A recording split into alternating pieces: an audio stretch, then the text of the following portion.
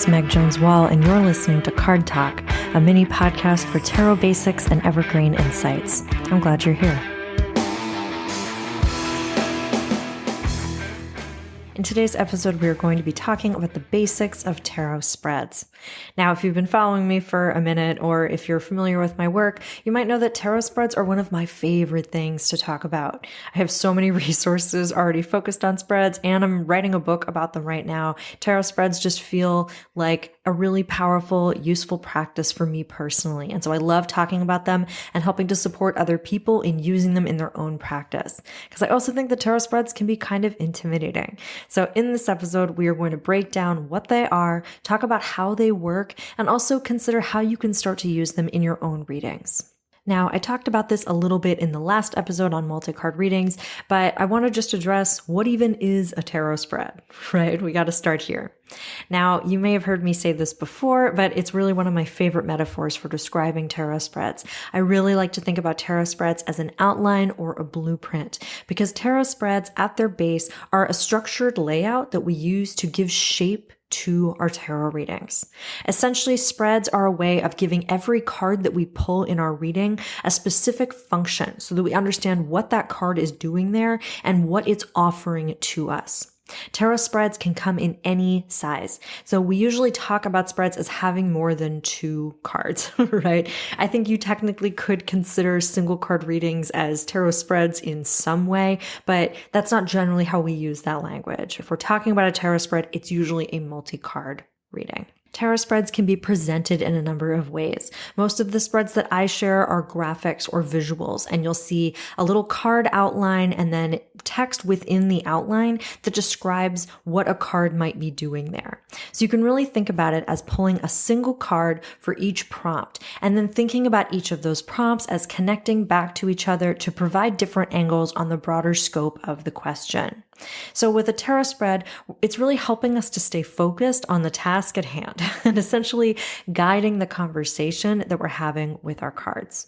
When we use a tarot spread in our reading, we're essentially deciding ahead of time what we want to talk about with the cards. And so my favorite way to think about it is as a conversation. I use this framing a lot because I find it really helpful, not just in thinking about how we relate to our cards, but also because we can think about our own preferences when we're talking to people that we care about. Sometimes you meet up with a friend or call them just to chat, and you want to just let the conversation go wherever it wants to go. You might not have a particular agenda or goal. You might not have something specific that you really wanted to make sure you talked about. You just want to see how your friend is. Tell them what's going on with you, hear how they are, and just let the chat lead to wherever it wants to lead. And those can be great. But at other times, you might have something really specific that you want to talk to that friend about, that you specifically want to share with them, or that you want to get their advice or their feedback on, something that you want to talk through with that person. And in that case, you might just know the general topic. You might just be like, I want to fill you in on this story, this event, this thing that happened to me, and then just talk through it. But other times you might know that you have something really specific you want to ask for, or something that you want to share with them and get their feedback on. I have friends that are really talented in certain areas or really experienced in certain areas. And so while sometimes I might reach out to them and just want to be like, hey, this is what's going on with me, let's talk about it. Other times I might be like, I need your specific expertise on this specific problem. And I have very specific questions that I want to ask so that I can get your feedback and advice so that I can go on to use that information and act in a specific way. And so this latter way of thinking, this approaching the conversation with an agenda, with something that we know we want to receive, that is what we can use a tarot spread for. We can look at each of the positions, every card that's showing up in the spread, as a different angle that we want to use in the conversation, or a different aspect of the situation that we want to be sure gets addressed. This is basically our way of mapping out what we want the conversation to be so that we can be sure that every concern we have or every layer we want to address is going to be included in the overall conversation. In other words, tarot spreads really make sure that the conversation that we're going to have, the reading that we're going to have, covers everything that we want it to cover, and can also help us ensure that we get what we want from the reading, whether that's advice or support or encouragement, a pat on the back, a pep talk, or shaking us up, right? Sometimes we know we're missing something, or we know that we need courage to do a thing that we don't want to do, and we need the cards to help us get there. Now, I want to be clear that just because we're using a tarot spread doesn't mean we're always going to receive the cards or the answers that we're exactly hoping for, right? That's not how this works. But it is going to ensure that we address the facets of the situation or the aspects of our question that we want to make sure get addressed. Now, let's talk about how tarot spreads work. Spreads work, as I've said before, by giving us a clear function for every card in the reading. So every card is going to show up for a different position or prompt. And typically you're just going to pull one card for each one of the prompts. If you're someone that reads cards that fly out or jump or, whatever language you use for if you're shuffling and a card falls out of the deck, sometimes you might want to set those to the side. Other times you might want to say that this card falls into this position. And still other times you might still end up pulling a card for that position and just including the second card as part of that prompt. You really get to decide for yourself how you want to navigate that. But generally, we think about spreads as using one card per position. And by creating an established structure for our reading, spreads really do help us remember what the reading is about and not get too lost in the cards.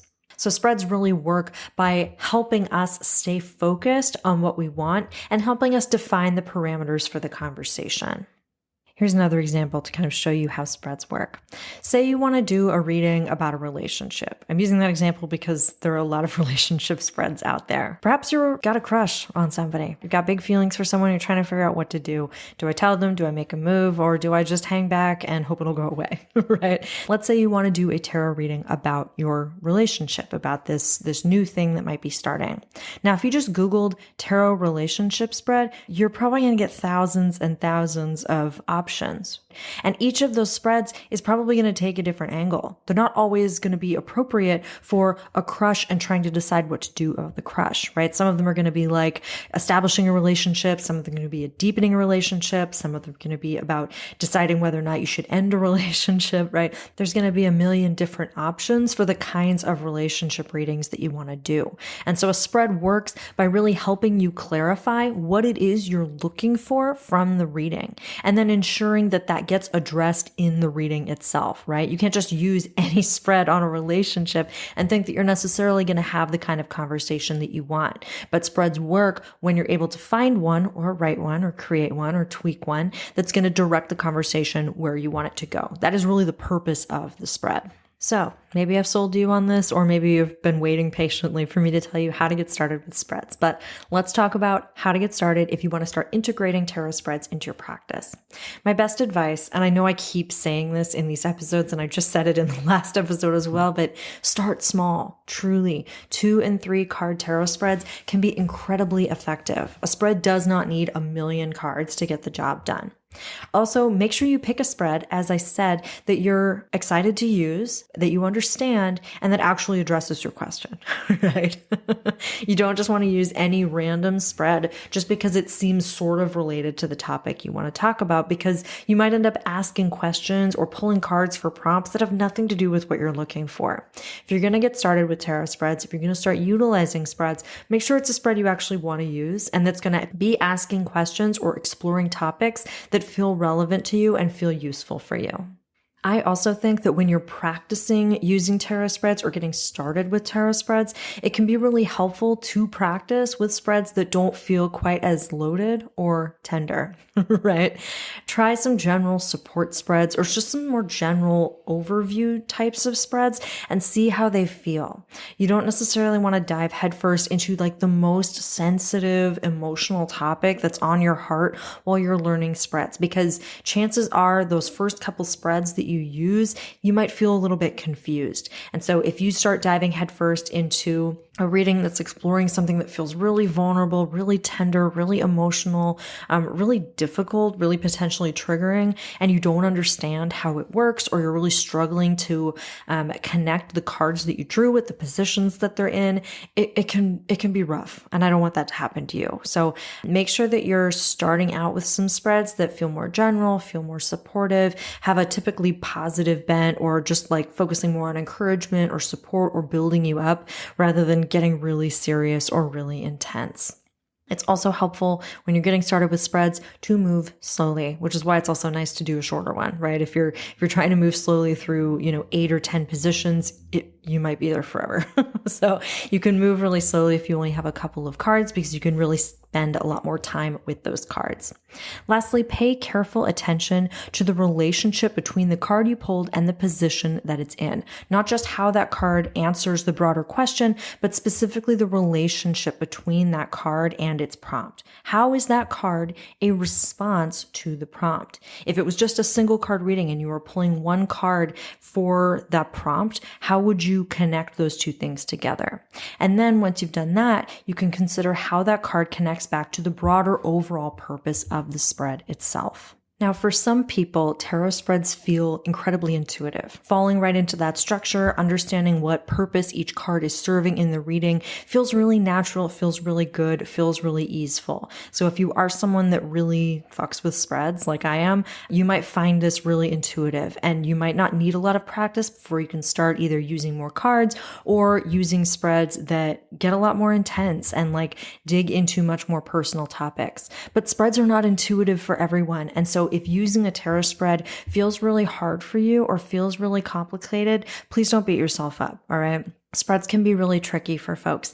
And if you start Googling around and searching on the internet about how to use tarot spreads, you will find all kinds of advice to help you work through them in different ways. But I do want to say, as I mentioned in the other episode, I just did a big lecture series called Next Level Tarot that's specifically talking through how to work with multi-card readings and spreads in particular. So if you are someone that struggles with spreads, I have that lecture series as well as some other free and paid resources that you can find on my website that are specifically devoted to help you build up your confidence with tarot spreads. And I'll put links to all of those things in the show notes. As always, I like to wrap up these episodes with a tip or a trick. And so some of my best advice for you in using a tarot spread is to take your time with the spread before you read with it. Now, as I said, you don't want to just grab any old spread that's just generally about the topic you're eager to read in. You want to make sure that the different positions are going to address your actual problem and are really relevant for the situation that you find yourself in. But once you have that spread, once you've committed to the spread that you know you want to use, you know it's relevant for you, you know it suits your situation, you know it's addressing the questions and topics that you want to talk about, take a few minutes to really consider how the spread works. Look at how it's directing the conversation. Look at the different things that it's circling around. Look at what it's making space for in the conversation, and also consider what might be getting left out of the conversation or what's not getting addressed. You not only want to make sure that the spread addresses your question, you also want to make sure that it's going to get into the kind of specificity that you want, and then it's not leaving something out that you really wanted to address.